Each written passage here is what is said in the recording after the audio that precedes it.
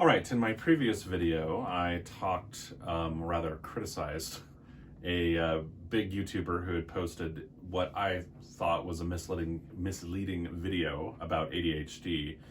In this one, I guess I'll put my money where my mouth is, and we'll talk about 3 things that you probably did not know about ADHD in kids.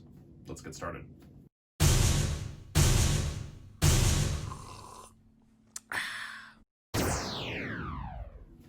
Hi out there. This is Dr. Brett Pearce, child psychologist, coming at you with an educational video on the subject of ADHD. ADHD is a complex disorder. It's very specific. Usually there's quite a few things that we need to see in order to make a diagnosis, whether you're a kid or an adult. ADHD can absolutely happen in kids as well as adults alike. It's not uniquely a childhood disorder. It's just often first detected in kids. A lot of people have a good general understanding of ADHD. There's a lot of information available online. But I thought I would talk about 3 common things that people either don't know or people misunderstand about ADHD. So let's dive in. First, most people understand ADHD as being about a lack of focus or a difficulty with concentration. And that in general is true, sort of. It's with focus in particular, it's more about regulating attention and focus that is the difficulty. And so it can go either way. Folks with ADHD sometimes can hyper-focus so much on something because they have a hard time regulating their focus, that they have a hard time shifting out of something that they're really into, and can even focus so much that maybe they're not attending to other things that are going on in their immediate environment or even in their bodies. By way of example, I've run into multiple situations with older kids who have ADHD who actually have toileting accidents. And the toileting accidents seem to be primarily about simply not attending well to body cues, as well as putting it off too much when kiddo realizes that he needs to go to the bathroom. So that's the first big one.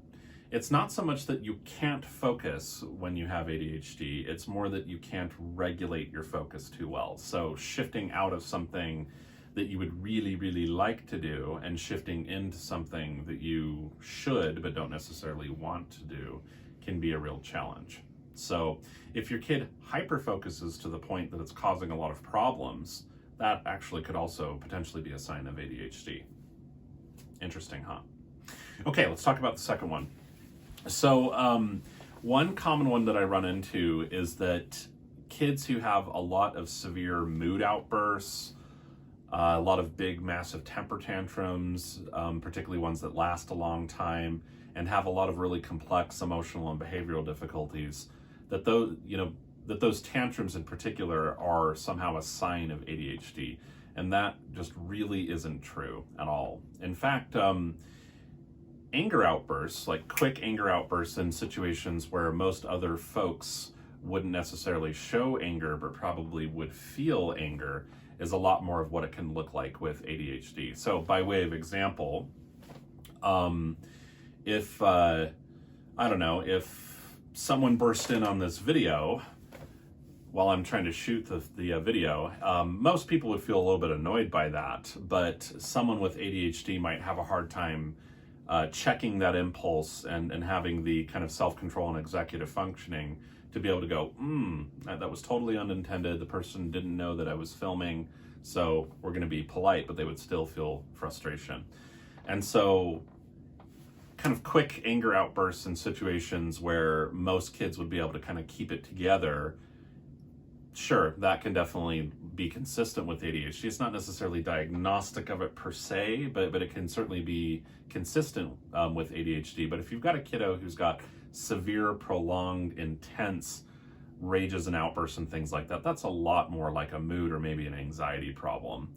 And those things are commonly misunderstood. In fact, that leads me to my third one, which is that ADHD is actually overdiagnosed in boys. And a lot of people out there don't necessarily know that that boys, particularly boys who struggle with mood and anxiety problems, and this has been backed up by research that was done nearly a decade ago at this point, but boys and kids in general who struggle with mood and anxiety are at risk for being misdiagnosed with ADHD, as well as oppositional defiant disorder, otherwise known as ODD. I know there's a million acronyms in mental health. But so what I understand is that in general, in America, 1 in 10 boys gets diagnosed with ADHD, and 10% of boys don't got ADHD. That's really high. I would wager that the number is more like maybe 1, 2, 3, possibly 4 out of 100. Certainly not 10 out of 100. And this one probably connects with the second one, which is to say that there has been kind of just this thing out there where even well-intentioned professionals would view a boy who's having a lot of temper outbursts and mood problems and is angry and sullen and irritable and sad all the time. I've seen that misdiagnosed as ADHD far more times than I can count. And so that's another one a lot of people don't really know, is that ADHD is actually objectively overdiagnosed, which is to say, if you look at boys in particular, 10% of boys are diagnosed with ADHD, and it should be, it's probably half that at most that actually have it. Why should you care about this one? Like, who cares if a boy is misdiagnosed with ADHD? Well, I don't know.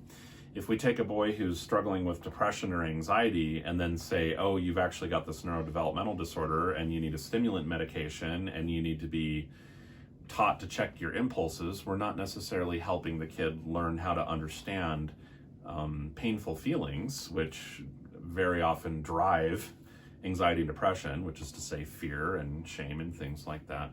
And so that's a problem, because boys in particular are not necessarily known for being terribly comfortable with talking about painful feelings and having to approach them directly. And so there's ways where we can kind of enable that and more or less give these boys the wrong treatment, I guess. So at any rate, thank you for listening. This has been Dr. Brett Pearce discussing 3 things that you probably did not know about ADHD. If you enjoyed this video, please do give me a thumbs up. Please also consider subscribing, that is, by hitting a button down below. It really helps out the channel. Otherwise, we will catch you next time. Thank you. Bye.